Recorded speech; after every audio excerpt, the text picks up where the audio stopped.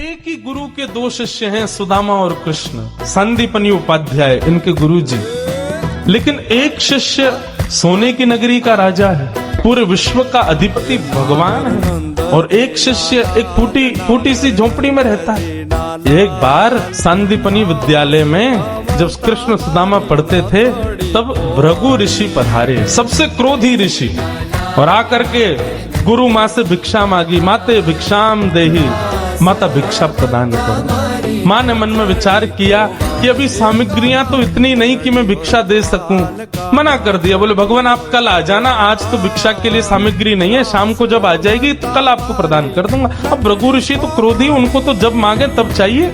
नेत्र बंद करके उन्होंने ध्यान लगा करके देखा, क्या इतनी बड़े गुरुकुल की रसोई में कुछ भी नहीं है। तभी उन्होंने पाया कि वन जाने वाले बालकों के लिए पोटली में मैया ने चने रख रखे हैं, कि जो बालक वन में जाएंगे पुष्प तोड़ के लाएंगे, लकड़ी तोड़ के लाएंगे, वो चने खा लेंगे वन में जाएंगे तो। उनके लिए चने रखे थे।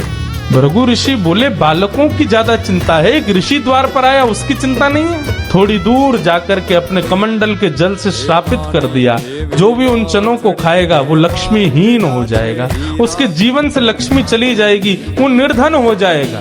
जिस समय भृगु ऋषि श्राप दे रहे थे, सुदामा जी वहीं एक वृक्ष के पीछे बैठ करके कुछ पुष्प तोड़ रहे थे। जैसे ही श्राप दिया, सुदामा जी पहले तो चाहते थे कि मैं जाकर के ये संकेत कर दूं कि भाई उन चनों को मत खाना, उनको शाप लगा है। लेकिन तभी गुरुकुल जाते समय देखा कि सामने से अपने दोनों कमर पर पोटलियां बांध करके कृष्ण चले आ रहे हैं। सुदामा जी बोले लाला कहाँ जा रहे हो? बोले आज तोकू और मोकू वन में जावे की सेवा मिली है, मोए और तोए वन से पुष्प और तुलसी तोड़ के लानी है, लकड़ी तोड़ के लानी है। चल देख, गुरु मैया ने वन में खावे के काजे चना भी दिए, दोनों प्रेम से पाएंगे और प्रेम से वहां से बढ़िया सब कछु लेके आएंगे। आज बालकन में हमारो नंबर आया हो वन में जावे को।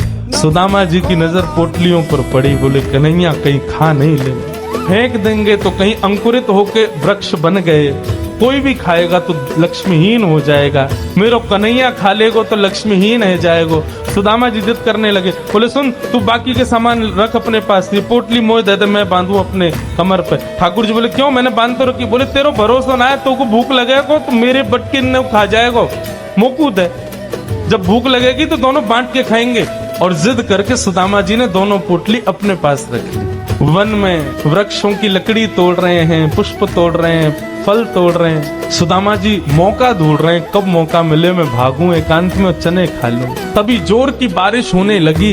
बारिश के कारण ठाकुर जी तो एक वृक्ष के नीचे जाकर के खड़े हो गए। अरे आजा सुदामा यहीं खड़ो है जा, बहुत वर्षा आ रही है। पर सुदामा जी एक बगल में एक और विशाल वृक्ष था, उसके ऊपर चढ़ गए, डाल पर जाकर के बैठ गए। वर्षा हो रही थी, ठाकुर जी एक वृक्ष के नीचे खड़े हैं, दूसरे वृक्ष के ऊपर सुदामा जी बैठे हैं। सुदामा जी बोले यही सही समय है, और पोटलियां खोल करके सुदामा जी खाने लगे। ठाकुर जी ने देखा, ए सुदामा मेरे उचना है मामे, खा मत जाइयो, रुक जा, बरसा रुकंद मैं आ रहा हूँ ऊपर। लेकिन सुदामा जी के नेत्रों से आंसू गिर रहे हैं। बोले लाला तू सदा प्रसन्न रहे, मेरे बट की लक्ष्मी भी तेरे पास आ जाए, तेरे जीवन में कभी कोई कष्ट नहीं आवे, मेरे लाला को कभी रोनो नहीं पड़े, कभी उदास नहीं हो, कभी दुखी नहीं हो। यही मेरी मित्रता को उपहार में अपने कृष्ण को देना चाहिए। और उपहार के रूप में सुदामा जी ने मानो अपने जीवन में प्राप्त होने वाली समस्त लक्ष्मी भी श्री कृष्ण के चरणों में पधरा दी, और दोनों पोटली के चने स्वयं सुदामा जी खाए। द्वारिकाधीश कृष्ण उस दिन तो सोच रहे थे कि सुदामा तूने एक बार भी विचार नहीं किया कि मेरे भी चने थे उसमें, खा गया। सुदामा जी क्षमा मांगने लगे, बोले माफ कर दे लाला, भूख ज्यादा लगी हमारे, खा गए हो।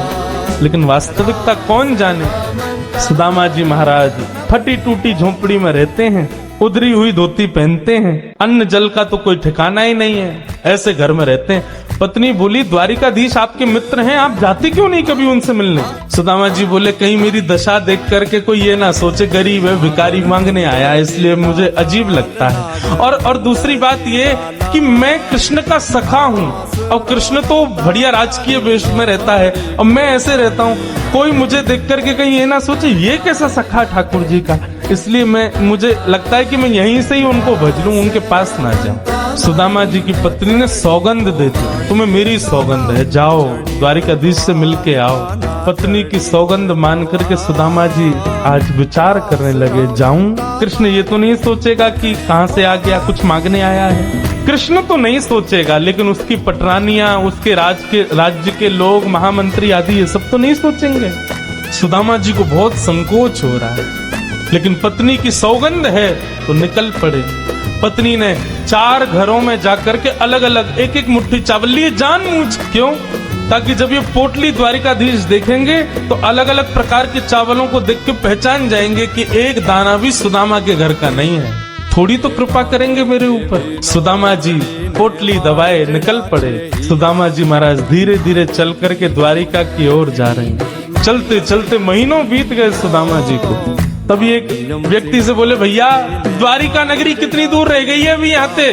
व्यक्ति हंस करके बोला, भगवान आप गलत आ गए हो। बोले गलत? कितनी दूर आ गए? बोले अभी आप कम से कम 50 कोस और पीछे जाओ, वहां से एक रास्ता मुड़ेगा, वो द्वारिका को जाता है, आप तो कहीं और पहुंच जाओगे अभी। सुदामा जी महाराज बोले, भले पधारे भैया द्वारिकाधीश। चलते चलते चलते मैं तो वैसे ही आधो जाऊंगा, मुंह तो लगे मेरे प्राण ही निकल जाएंगे, मैं द्वारिका पहुंच ही ना पाऊंगा। अब लाला तू वैसे तो हमारे हृदय में बैठो है, चल के तो हम पता ना कब पहुंचेंगे, लेकिन लाला तेरी अगर इच्छा हो तो तू ही बुला ले अब मुझे। और ऐसा कह के सुदामा जी वहीं एक वृक्ष के नीचे लेट गए। जैसे ही लेटे थोड़ी बहुत देर में ही उनको थोड़ी ध्वनि सुनाई देने लगी। नेत्र खोल करके देखा, सोने की नगरी है, चारों ओर जय श्री कृष्ण जय श्री कृष्ण जय श्री कृष्ण नाम की ध्वनि आ रही है। सुदामा जी महाराज थोड़े प्रसन्न हो गए, बोले भैया ये कौन सी नगरी है? किसी व्यक्ति से पूछा ये कौन सी नगरी है? बोले भगवान ये द्वारिकापुरी है। मेरे कृष्ण मित्र की नगरी द्वारिका? बोले हाँ ये द्वारिकाधीश की नगरी द्वारिका। सुदामा जी तो नाचने लगे, जय हो वारे कन्हैया तेरी कृपा। भैया ये द्वारिकाधीश कहाँ बैठे होंगे? बोले सामने जो महल दिख रहा है इसी के राजा हैं द्वारिका, आप चले जाओ। सुदामा जी गए द्वारपालों से जाकर के बोले, भगवान मेरी फटी हुई धोती और मेरे पतले दुबले तन को देख करके आप ये मत सोचना मैं गरीब हूँ कुछ मांगने आया हूँ। पहले ही स्पष्ट कर दिया, मैं कृष्ण का सखा हूँ। हम दोनों एक साथ एक ही गुरुकुल में पढ़े हैं, नाम मेरा सुदामा है। आज अपने सखा से मिलने आया हूँ, आप कृपा करके उनको जाकर के ये बता दीजिए। और सुनिए, यदि वो बहुत व्यस्त हो तो उनको परेशान मत करो, आपके इतने बड़े महल में कोई खिड़की हो वहां से मुझको उनका दर्शन करा दो, मैं तो केवल उनको देखने आया हूँ। द्वारपालों ने बंधुओं ससम्मान सुदामा जी को बिठाया। कहा महाराज द्वारिकाधीश प्रसाद पा रहे, हम फिर भी निवेदन कर देते हैं। भीतर जाके द्वारपालों ने जैसे ही बताया, द्वार पर आपके सखा आए हैं, बचपन के मित्र हैं, नाम उन्होंने सुदामा बताया। सुदामा नाम सुनते भगवान खा रहे थे, खाते खाते रुक गए। बोले क्या नाम बताया? बोले सुदामा।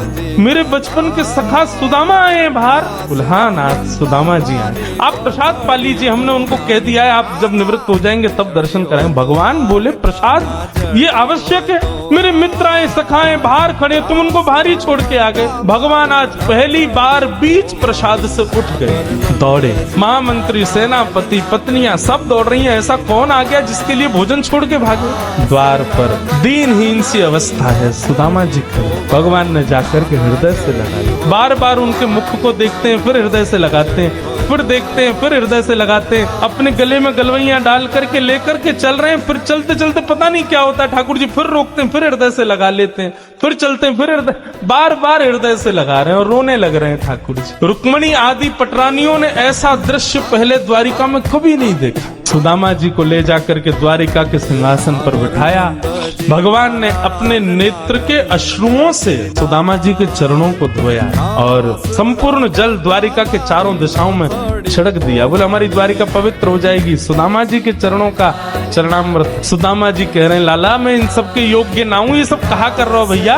ठाकुर जी बोले आप किसके योग्य हो और कौन किसके योग्य? मुझसे बढ़िया कोई नहीं जानता, चुपचाप बैठे रहो, जो कर रहे हैं करने दो। जो लक्ष्मी सदा के लिए विहीन हो गई थी उससे वही लक्ष्मी आज सुदामा जी के चरण पहुंच रही है। भगवान की सुदामा जी की थोड़ी मैत्री चर्चा हुई। सुदामा जी से भगवान ने पूछा सुदामा जी ब्याह हो गए आपके? बोले हाँ लाला है जो ब्याह। बोले ब्याह कर लिया, हमको नहीं बुलाया। बोले लाला कर्जा लेके ब्याह कियो और वह ब्याह में भी सबन को भोजन करावे के चक्कर में मैं और तेरी भाभी तो भूखे ही रहे। 4 दिन बाद पड़ोसी ने आके भोजन दियो तब जाके तो पेट भरो। अब वहां में तो को बुलातो तो लाला तो पवानो तो बहुत दूर की बात, अब तू आतो तो तेरे संग घोड़ा आते, सैनिक आते, इनको ही नहीं पवा पाते। ऐसे ब्याह में फिर हम कैसे बुलाते लाला, हमारे निमंत्रण नहीं दियो।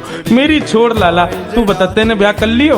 भगवान बोले हमारे ब्याह की मत पूछो, जैसे आपका ब्याह बताने लायक नहीं ऐसे हमारे ब्याह भी बताने लायक नहीं। बोले नहीं नहीं लाला बता ब्याह भयो कि नहीं। भगवान बोले हो गया। अच्छा भाभी कहाँ है, चलो मिलवाएं भाभी से। बोले यहीं बुलाते। बोले नहीं बड़ी जगह चाहिए भाभी से मिलने के लिए। बोले क्यों। बोले अब चलो पता चल जाएगी। विशाल एक सभागृह था, सुधर्मा सभा, और उसमें महाराज असंख्य जहाँ तक देखो भगवान की पत्नियां खड़ी हैं, घूंघट सिर पर रखा है। इतनी सारी माताएं बहनें दूर दूर तक सिर दिख रहे हैं, लाल लाल साड़ी पहने भगवान की सब पत्नियां। सुदामा जी बोले द्वारिका की सब माताएं बहनें दर्शन करने आ गई महात्मा का। सुदामा जी बैठ गए, भगवान ने इशारा किया आओ एक एक करके सब प्रणाम करो। मैं रुक्मणी प्रणाम, देवी चरसो भाग्यवती रहो। मैं जामवती प्रणाम, देवी चरसो भाग्यवती रहो। मैं सत्यभामा प्रणाम, देवी चरसो भाग्य। मैं कालिंदी प्रणाम, देवी चरसो भाग्यवती रहो। मैं भद्रा, मैं लक्ष्मणा, सब प्रणाम करती हुई 500 पत्नियां प्रणाम कर गई भगवान की। जब 1000 पत्नियां प्रणाम कर गई, ठाकुर जी खड़े खड़े देख रहे थे। सुदामा जी बोले लाला यहाँ पे आइयो, कितनी और हैं अभी। भगवान बोले 16,108। अच्छा लाला ये सब अपनी है। भगवान बोले हाँ सब अपनी। वाह लाला तेने इतने सारे ब्याह किए, 16,108। अरे भैया हमें एक में ही बुला ले तो हम भी आ जाते मालपुआ खावे। हमने एक किया वहां में नहीं बुलाया, तू नाराज है क्यों। मैंने इतने सारे के एक में ही बुला ले तो। ठाकुर जी बोले कितने ब्याहों में तो मैं भी नहीं गया था, मेरे बिना ही ब्याह है गया, बिना दूल्हा के ही बारात चल गई। बोले लाला देख पतलो दुबलो सो में सुदामा 500,000 पत्नियां प्रणाम कर गई, मेरा तो अभी से बीपी हाई है वो। लाला 16,000 उनको आशीर्वाद दूंगा तो मुंह तो लगा मेरे प्राण ही निकल जाएंगे। एक काम कर, पत्नी तो 16,108 है, पति तो अकेलो तू ही है ना। बोले हाँ। एक काम कर तू मुंह को प्रणाम कर, मैं तू को आशीर्वाद दे दूं। आधीश दंडवत कर रहे हैं और सुदामा जी दोनों भुजा से आशीर्वाद दे रहे हैं। इस दृश्य को देख करके द्वारिका के लोग बलियां लेने लगे। जय हो, धन्य है हमारे द्वारिकाधीश। एक ब्राह्मण को कितना सम्मान देना चाहिए, द्वारिकाधीश से सीखो। अपने राज सिंहासन पर बैठा दिया, ये भी विचार नहीं कर रहे हैं कि मैं द्वारिकाधीश हूँ, मैं जगत नियंता जगदाधार हूँ। साष्टांग दंडवत प्रणाम कर रहे हैं सुदामा जी को। सुदामा जी उनको आशीर्वाद दे।